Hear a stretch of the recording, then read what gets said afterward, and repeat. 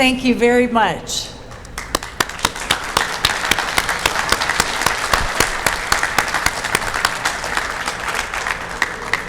Well, good afternoon. My name is Kim Kick, Executive Director of the American Numismatic Association. Welcome to the 2019 World's Fair of Money. The ANA is thrilled to be back in the city where it all started. Dr. George F. Heath founded the ANA 128 years ago in this vibrant metropolis renowned for its many attractions, museum, and cultural institutions. Everyone will find something fun to do this week that piques their interest. The hundreds of dealers on the sold-out Bourse floor are ready to buy and sell every imaginable item related to numismatics. Longtime ANA partners, Heritage Auctions and Stack's Bowers Galleries will conduct a series of sales throughout the week, offering items for a variety of budgets.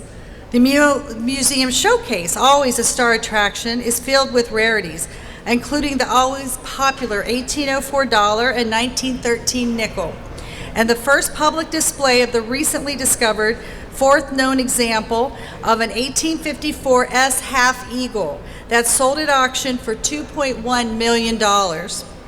Young collectors can enjoy youth-oriented and family-friendly activities such as the treasure trivia game and the Kids Zone.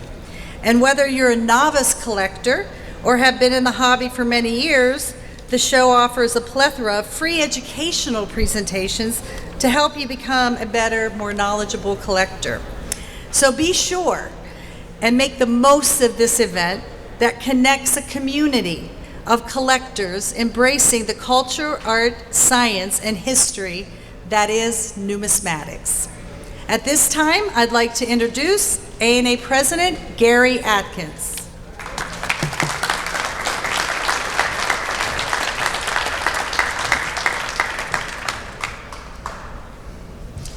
Thank you, Kim, and welcome to Chicago to everybody. We're very excited to be back here again.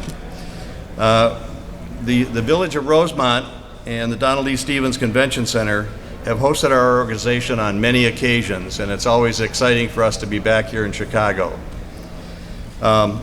Convention attendees will have numerous opportunities to learn something new at the World's Fair of Money. The free Money Talks presentations, for instance, will enlighten newbies and experienced hobbyists alike with topics ranging from making currency accessible for the visually impaired to notable hobby legends. Speaking of legends, we'll be hearing from two icons of numismatics this week, Ken Brissett and Jeff Garrett. Each share their numismatic history, challenges, and crowning achievements during the not-to-be-missed ANA Legacy Series interview on Thursday afternoon here in the Convention Center, and I'd urge you, if you get a chance, to make sure you make that. I'm honored to count myself among the speakers at the Maynard Sundman Littleton Coin Company Lecture Series beginning at 10 a.m. tomorrow. The presentations will focus on the future of money and collecting, a topic we all have a keen interest in. We must work together to find ways to engage new collectors with the rewards of numismatics. And you can do your part by visiting booth 1202 just inside the door to learn how you can take action supporting legislation authorizing the U.S. Mint to produce a 2021 commemorative Morgan and Peace silver dollar.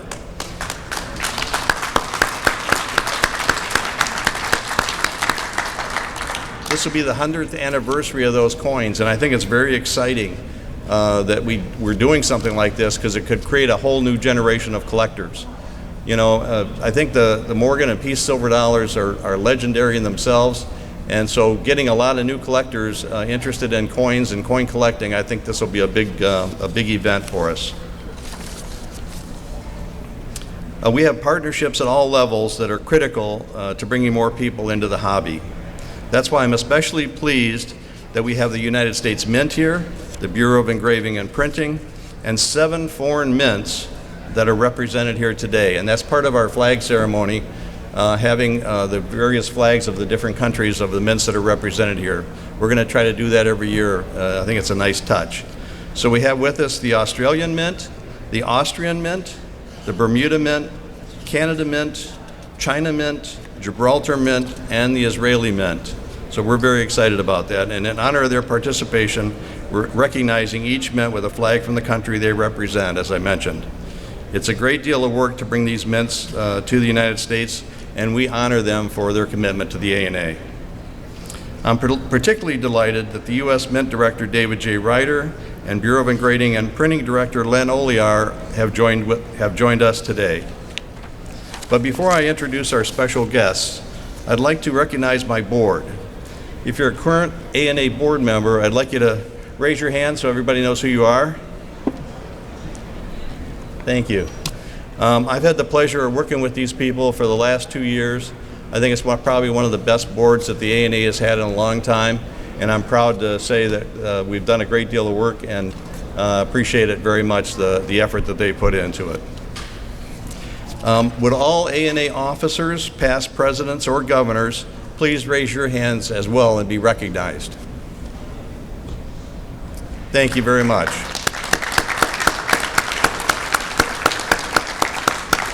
We thank all of you for your dedication and support of ANA. And now, it's my great pleasure to welcome United States Mint Director David J. Ryder.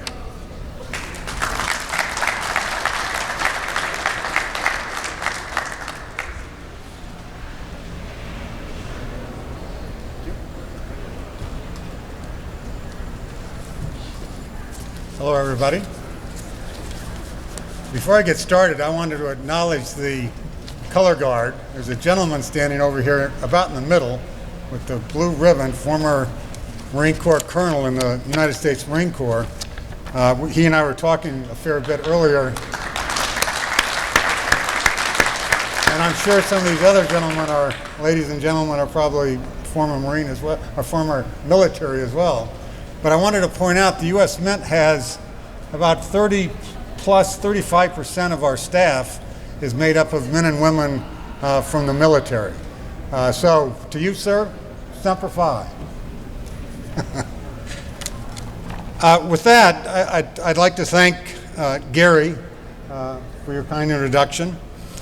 Gary and I go back a long way. He and I have known one another in this business for quite some time. Gary's brought quite a lot of interesting ideas and opportunities for the Mint and the ANA to partnership with, and he is, and I'm told I'm okay to say this, but he is passing the baton off to Colonel Stephen Ellsworth, who's right over here, who is going to be taking on the baton, and I look forward to working with you, Stephen, on various projects to come. We all appreciate the ANA's involvement with the United States Mint. We're doing a lot of things with regard to education and kids to try to grow the business, and we greatly appreciate the ANA's support. I also want to acknowledge Lynn, my counterpart at the Bureau of Engraving and Printing. For those of you that don't know, Lynn mentioned this at the ANA in Philadelphia, but the Bureau of Engraving and Printing and the United States Mint have partnered on selling their numismatic items in our Mint store in Washington, D.C. and on the internet.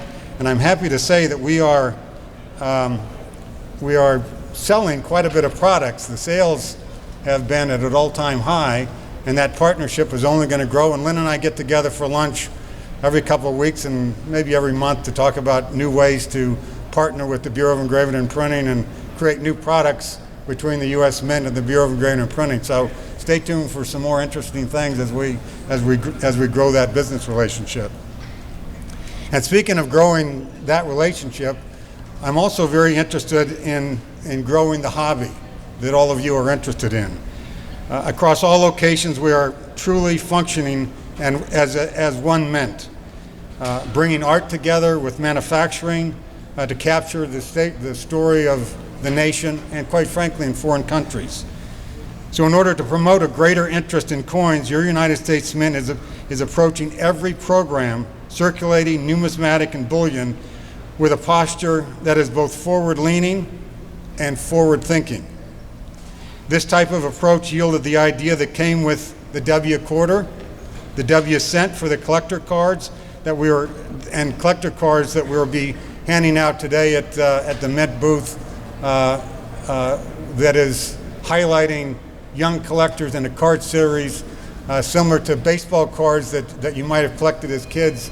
But stop by the Mint and especially the children, we're giving out a new series of coin collecting cards that kids can start collecting and start their collection, and they're free of charge.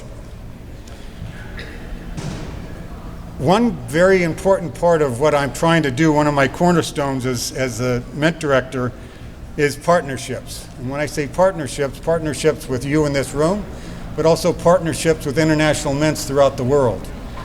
Recently, we introduced the Pride of Two Nations 2-coin set, which represents a historic first from partnerships between the U.S. Mint and the U.S. government and the government of Canada and the Canadian Royal Mint.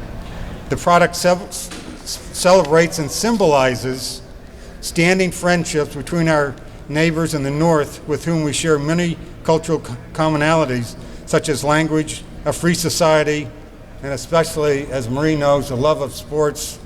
She recently gave me a Raptors t-shirt in Philadelphia when we kicked off the ANA convention, or the Pride of Two Nations set in Philadelphia. And I wear it, and I get a lot of comments, Marie. So just like the relationship between our two countries, the Pride of Two Nations set is indeed special. From concept to production, we've partnered closely with our Canadian counterparts. Strong sales, validated projections that the set would be well received by our customers, and it's almost sold out. So the Royal Canadian Mint CEO, Marie LeMay, standing right here in the red jacket. And if you get a chance, you got to check out her shoes. They're red, white, and blue, very, very stylish. We're going to be on hand at our booth tomorrow and signing authenticity, certificates of authenticity for that product. They'll be going on sale at our booth shortly. So tomorrow at 10 a.m. till noon, Marie and I are going to be signing certificates of authenticity. So you can come by and get Marie's signature, who is a lot more elegant than my signature, but we'll be there tomorrow at 10 a.m. if you'd like to stop by. We're also partnering with other mints globally. The Royal Australian Mint and the Royal Spanish Mint. We're doing 2 products with them to celebrate the Apollo 11 program. Those 2 countries were very integral in the Apollo 11 program and the landing on the moon as listening stations. So we have combined our product with their product and are marketing that jointly on our website and the Mint and the Spanish websites. So we are very interested at the Mint to partner and do other things with foreign governments, 7 of which we're here today. Austria. I like the idea of maybe a Bermuda product. I think that might have a good ring to it. At least it's a great place to travel to, as is Austria.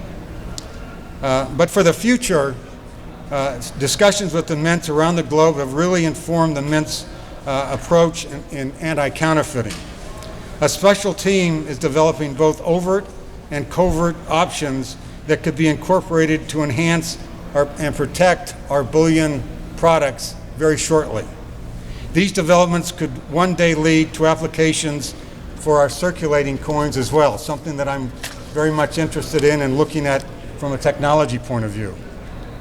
Another thing that we're doing at the United States Mint is our Artist Infusion program, where we just introduced 27 artists to help design some of our products that we're producing at the U.S. Mint.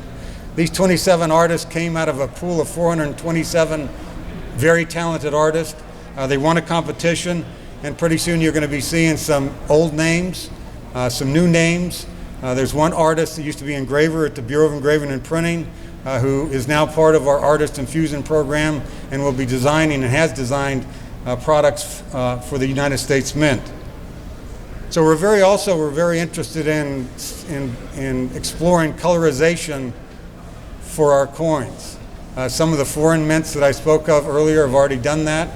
The Mint is very interested in starting a program, and we're probably going to kick it off with the Naismith Hall of Fame basketball silver dollar, where we're going to set aside, I think, around 100,000 coins and do something that's very tastefully done with regard to colorization. But as I said, very tastefully done, not overpowering, but something that I think the coin collectors will enjoy. So from that, I could probably go on and talk about a lot of other things that we're doing. But with that, I simply want to thank Gary, thank Stephen, thank the ANA, and thank all of you for coming today. And have a great, successful ANA convention. And stop by the U.S. Mint booth periodically. We'll be signing certificates of authenticity or signing whatever you want me to sign, but I'll be doing that periodically. So thanks very much and enjoy the convention.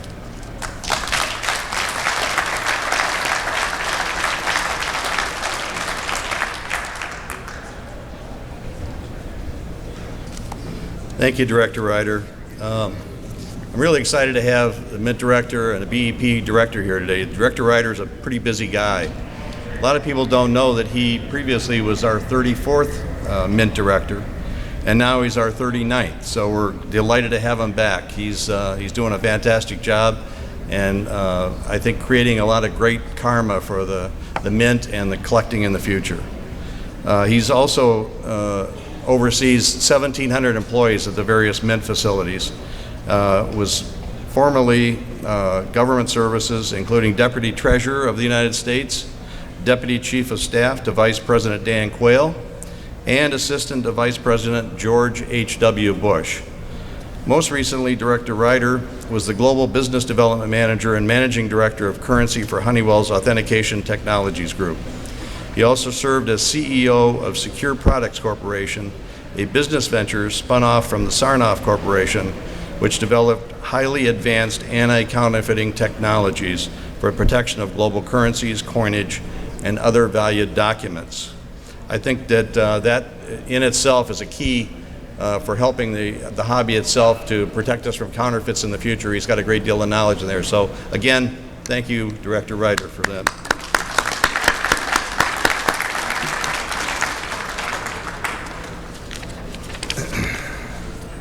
Also joining us today is Len Oliar, Director of the Bureau of Engraving and Printing.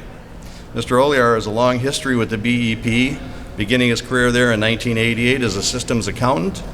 Over the years, he also served in the roles of Chief Financial Officer and Deputy Director, becoming the Director in 2015. Mr. Oliar focuses heavily on ensuring that our currency is secure while maintaining a diverse workforce of over 1,500 employees in both Washington, D.C. and Fort Worth, Texas. It's also worth noting that he's been a coin collector for more than 50 years. So please help me welcome Director Len Oliar.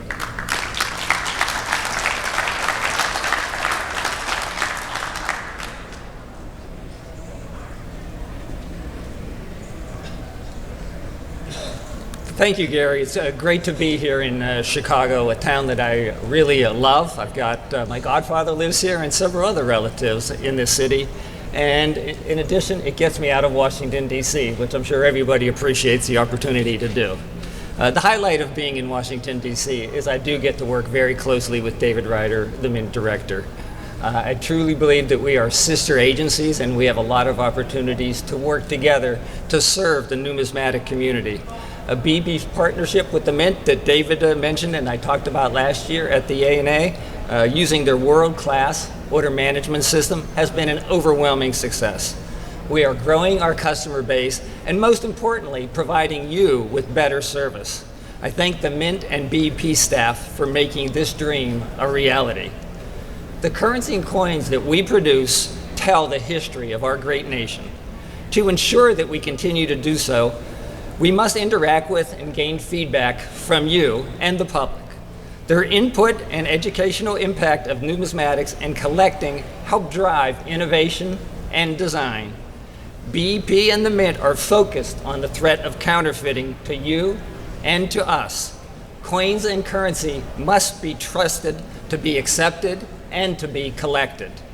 This year has marked a number of milestones. In addition to our many specialty products, such as uncut currency sheets, we have with us products commemorating the huge milestone of our nation, the 50th anniversary of the Apollo moon landing, the 2019 $2 rocket ship collector's item targeting the younger audience, and the Apollo 11 50th anniversary currency set. Please be sure to visit us at our joint Mint and BEP booth, 1825.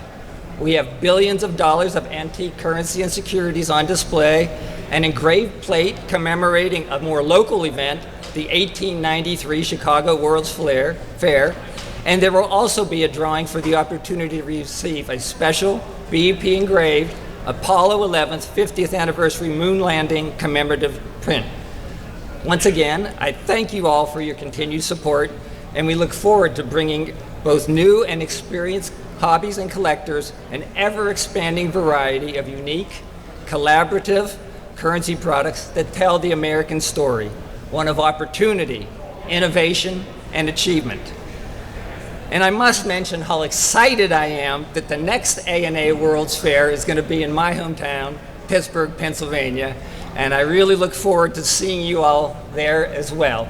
The Steel City will welcome you with open arms. Have a great convention.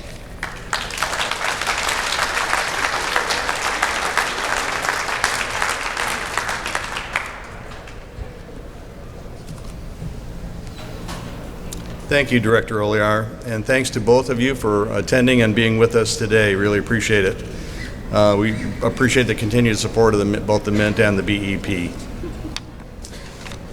The World's Fair of Money would not be possible without the generous support of sponsors and patrons, and to you I'd like to say thank you very much. A show of this magnitude depends greatly on the help of our volunteers. Would all local, regional, and national volunteers please raise your hands and be recognized?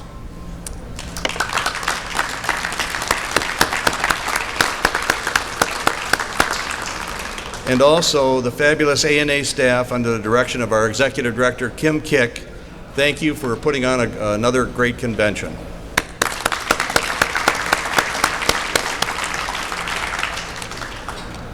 At this time, I'd like to recognize the following convention chairs from our host club, the Chicago Coin Club, which, by the way, is celebrating its 100th anniversary this year.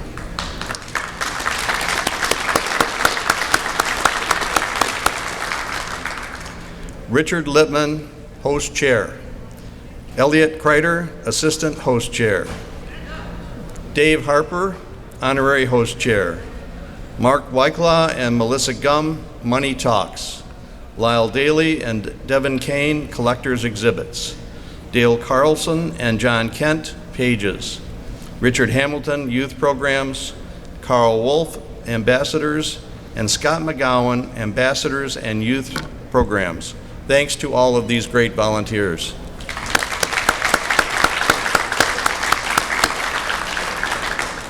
The Goodfellows Award is presented to the show's host chairman in recognition of the many hours devoted to assisting the A&A staff with a convention of this size. I'd like to ask Richard Lippman to please step forward and receive this award.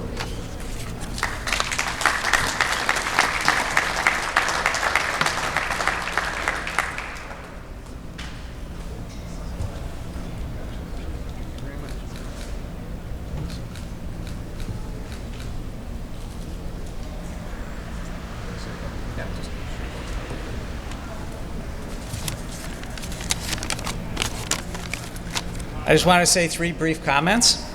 The first is I want to welcome you to our Chicagoland home, which I hope you'll have time to explore after hours.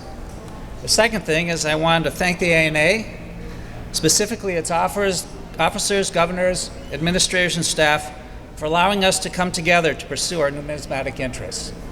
And lastly, I want to recognize and thank the Chicago Coin Club members who have worked for over a year in planning for this volunteer effort, and also for the time that they will spend this week to make this convention a golden opportunity for a noteworthy experience.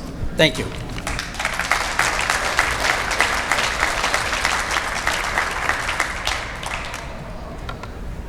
Oh, Richard, hang around. We got another one here.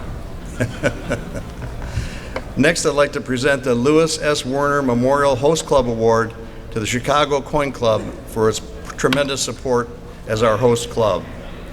Many of you may not realize that the Chicago Coin Club holds the distinction of being one of the oldest A&A member clubs and is celebrating its 100th anniversary this year. The club was originally known as A&A Branch Number 1, but then reorganized in 1919 as the Chicago Coin Club. The club has hosted 16 A&A conventions, a number unmatched by any other numismatic organization. And today is recognized as Chicago Coin Club Day. Thank you.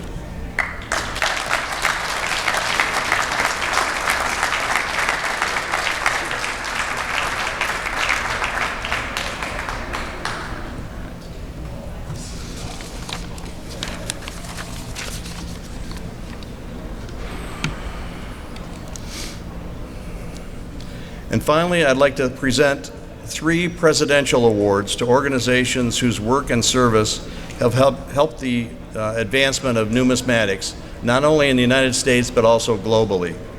The first presidential award is presented to the Austrian Mint in honor of their 825th anniversary.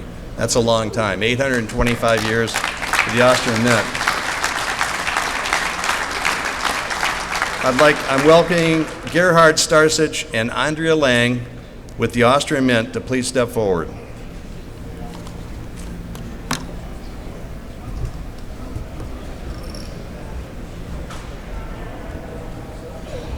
What a surprise. Thank you. Thank you so much. I take the note.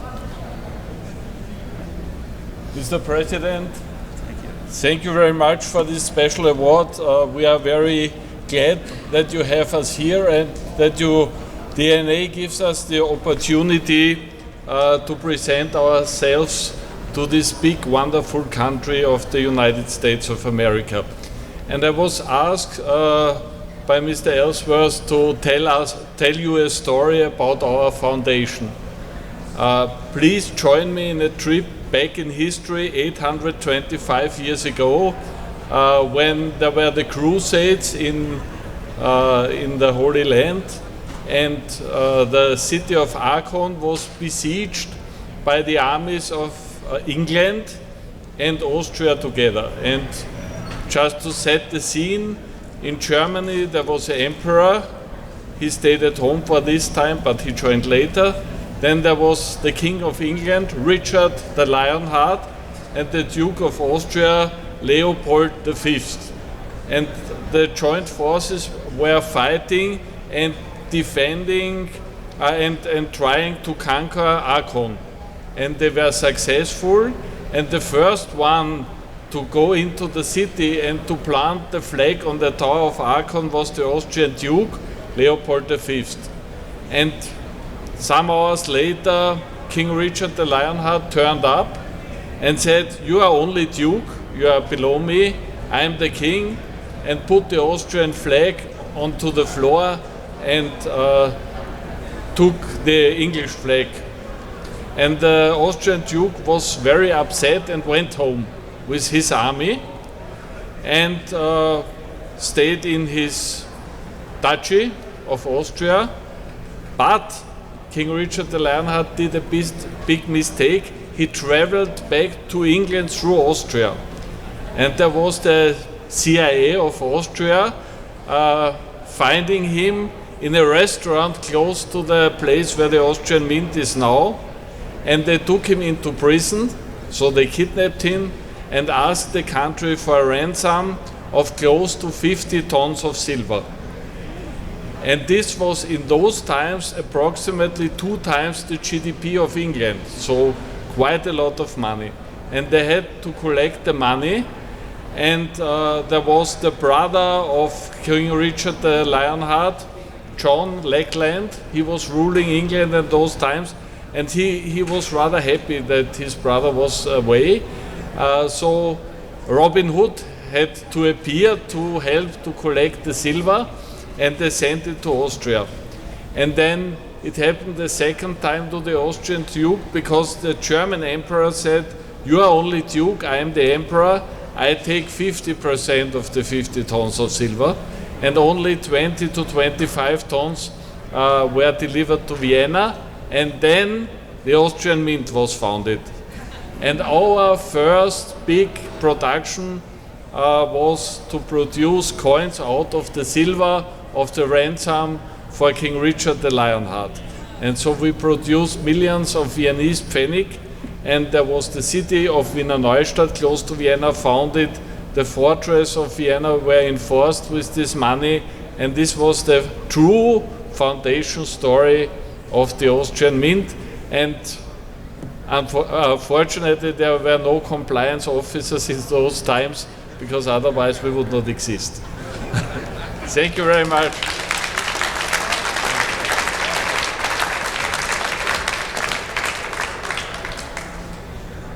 The second presidential award is made to the Royal Australian Mint and their Chief Executive Officer, Ross McDermott, for opening doors and supporting the ANA's educational mission. Ross, would you please step forward? Is Ross here? Okay, well, I'll accept this award on behalf of Ross, and I appreciate his support of the American Numismatic Association. My third presidential award is made to Spink in honor of over 350 years of numismatic excellence. I'd like to ask Spink to Representatives Gregory Edmond and Arnis Savickas forward to accept the award.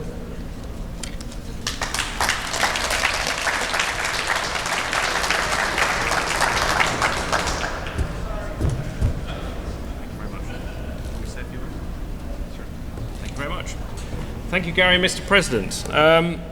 When I was asked to this event, I have never been to an ANA before, and of course, coming across stateside from Britain, the obvious stereotype is we have more history than the Americans. What could you possibly want to come over to America for and accept this prestigious award?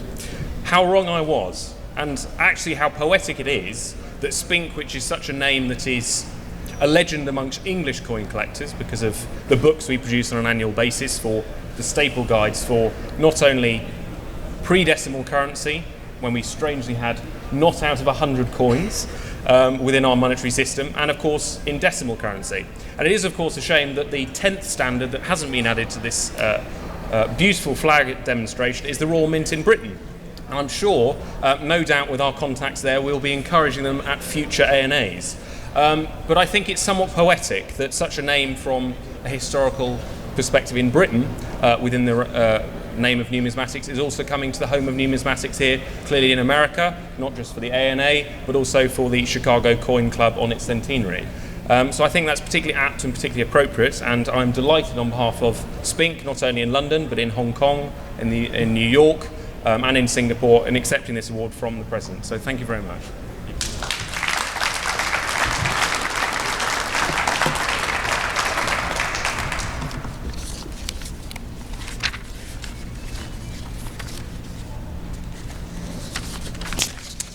Okay, and our last presentation today, I'd like to recognize Dave Harper for being our honorary host chair for this convention. Dave?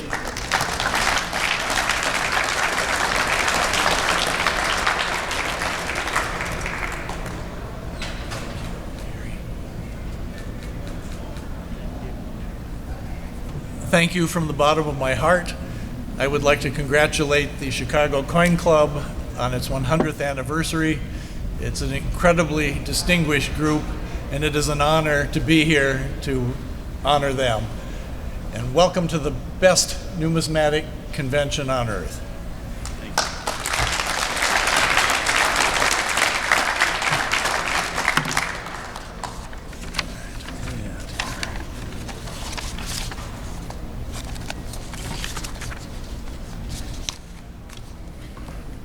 And now I'd like to invite our ANA Executive Director, Kim Kick, and our Board of Governors, both new and old, to please join us for the ribbon cutting ceremony.